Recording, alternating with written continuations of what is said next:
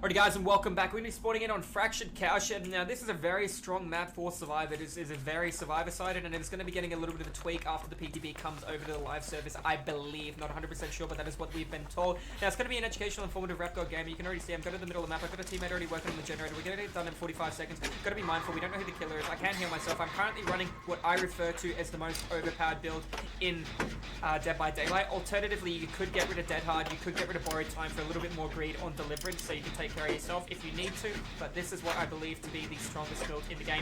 Obviously, bar the fact I'm running a brown med kit, the brown med kit's not going to be doing too much. It's just so I can heal myself at one stage if the killer chooses to touch me at the end of the game. Unfortunately, he missed it. Keep in mind, missing a skill check is going to reset the generator dramatically, but landing a great is going to be able to enhance the generator and get it close to being done by 2 seconds if you're on a Jenny yourself. While on a generator, it's going to take 80 seconds to do. 2 people on Jenny is going to take 45. Therefore, we're looking at massive diminishing returns and landing a great. We're going to be cutting off 1 second per great. We're landing approximately, because he missed a skill check, I'm going to need to land 3 greats or so to be able to make up the time that we lost on that. He should go a different way to me, unless we're going to stack in the middle of the cornfield and apply pressure to the center of the board, forcing the killer around the skirts of the map, which is going to hurt them a lot, especially if they're 110% movement speed killer. Somebody already searched the chest and they're not on this generator. Makes me think where they bullied off of here was the killer coming in the direction after they started work on the generator. He scared the shit out of me. I thought he was a ghost face. Going to continue to work in the middle of the street. He's going to be checking on that generator. Ooh, what did you get? You got a flashlight? That's cute. I feel bad now. I should have checked that. We're going to continue to work on the generator. We're getting it done. We're looking around at all our jungle gyms as well. We're absorbing as much information as possible. We don't know who the killer is. We know that the guy, one of our teammates, is in chase, the Fengmin. The Fengmin is the obsession, therefore we're going to know when she's in chase. This means the teammate to my left is not injured, therefore that is JJ, meaning there is one player who's MIA and injured, therefore the killer is highly why are words so hard today? The killer is highly likely that they're going to be chasing my teammate who is injured, Uncharted.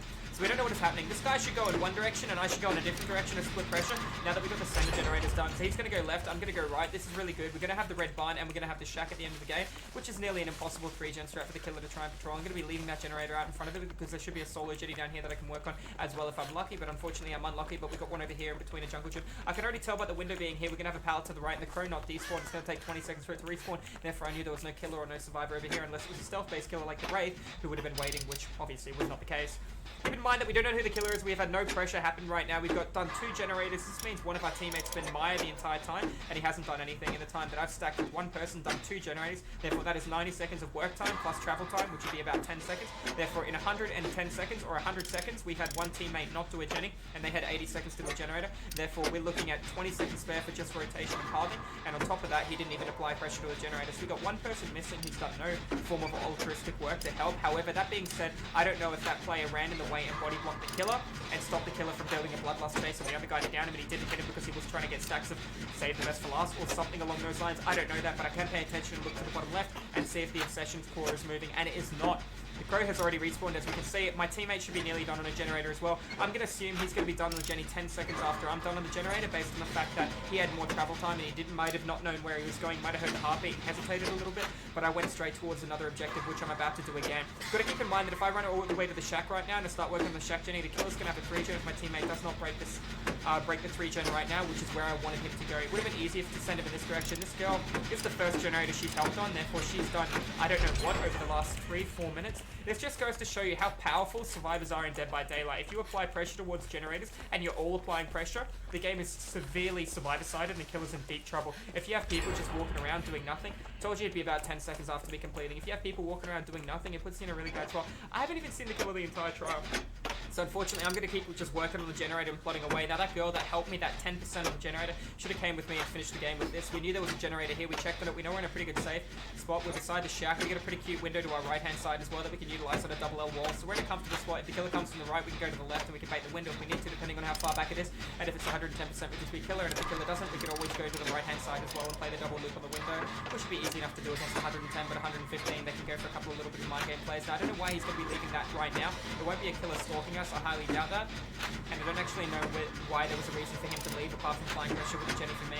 It's going to take 45 seconds to get done as well. I'm not landing any of my grades. It looks like he's going to be running over there looking for my teammate to see if he actually needs any assistance, which isn't a bad play, especially if he has adrenaline, based on the fact he does have a flashlight and he could be making an incredible play. I haven't heard the heartbeat or seen the killer the entire game. It kind of makes me think the killer has been either AFK after he hit the target or he's just been chasing that target. I do believe he's been chasing the target based on the fact that all the Jennies would have popped by now if he did let go of chasing them. We can see that the entity's hand is now moving in the bottom left-hand side. Therefore, we can currently tell that guy is in chase. Now, I don't have adrenaline, but I'm going to be opening that door, prepping that door to 99% before I try and assist my teammate. Notice how he just ended chase with that teammate? So now we don't know where the killer is. He's not chasing the guy who just ran over there, which was that was the Feng Min. So now he's back in chase with the Feng Min, meaning the other guy with the flashlight is Maya. And my other teammate healed up from adrenaline. We're going to prep the door to 99%. We're going to try and find out who the killer is. This is really unfortunate that the guy committed to a tunnel for too long. As a killer, you should be looking at trying to get a hit or a pallet in 15 seconds.